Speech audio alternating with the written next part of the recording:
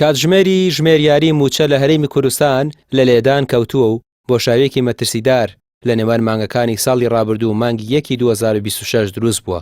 مەلملانەیەکی سیاسی قورس لە پشت پەردەی بێدەنگی حکوومەتی ماوەبەسەرچووی عێراقەوە ژیانی فەرمانبەرانی خستۆتە ناو تونێلێکی نادیار. هیچی وایەک بۆ موچەکانی ساڵی ڕابردوو نییە و چارەنووسی یەکەم موچەی ئەم ساڵیش تا ئێستا نادیارە.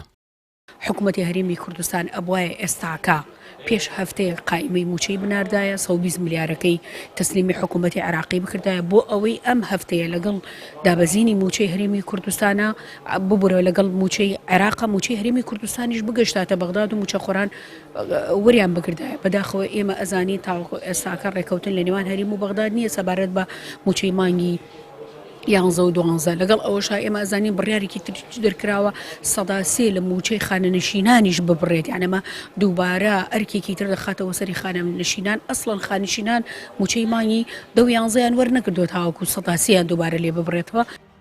بەغداد پێشتر مەرجی ناردنی 120 میلیارد دیناری داهاتی نانەوتی و تەرازووی پێداچوونەوەی هەبوو. ئێستا کە ساڵ کۆتایی هاتووە دیار نییە کە هەر بەم شێوەیە ناردنی موچە بەردەوام دەبێت یان نا. هیچ جوڵەیەکی جددیش لە حکوومەتی ماوەبەسەرچووی هەرێمەوە بۆ چارەسەری کێشەکە نابیندرێت. حکوومەتی عێراقی داوای لیستی موچەی کردووە لە فەرمانبەرانی خۆی لە عێراقی فیدراڵ و هەمان سیستمیشە بۆ هەرێمی کوردستان.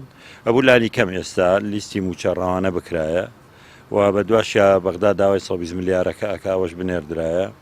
بەڵامەوەی من ئاگادارم تا ئێستا هیچیانیان نەکردووە کامە کەم تەرخەمێکی زۆرەوە ئەو دواخستنەشی بە بۆ چوونی من هۆکاری سەرەکی ئەوەیە حکوومەتی هەرێم 120 میلیارەکەی پێ دابین ناکرێت و بەداخشەوەڵم 120 میلیارەکە وەزارەتی دارایی دابینی ناکایەتی و پارتی دابین یەکەن بڕێکی لەسەر یەکێتیە کە 48 میلیارەوەی تریشی لەسەر پارتیە.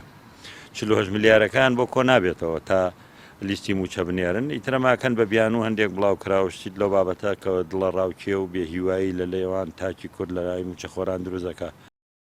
مانگ لە کۆتاییدایە و حکوومەتی ماوەبەسەرچووی هەرێم کە دوو موچەی ساڵی ڕابردووشی دابەش نەکردووە هیچ خەمێک لە یەکەم موچەی ساڵی نوێژ ناخوات، نەچوونی شان بۆ بەغدا و نەجوڵەی جددی بۆ ناردنی موچە دەبیندرێت. ئەوەی دیارە دواخستنی موچە و خواردنی چەند موچەیەک لە لای هەرێم بووە بەخوو هەر لە سەرەتای ساڵیشەوە بەم ئاراستەیە کار دەکات. ڕامیار عوسمان، کەناڵی پێیام، سلێمانی.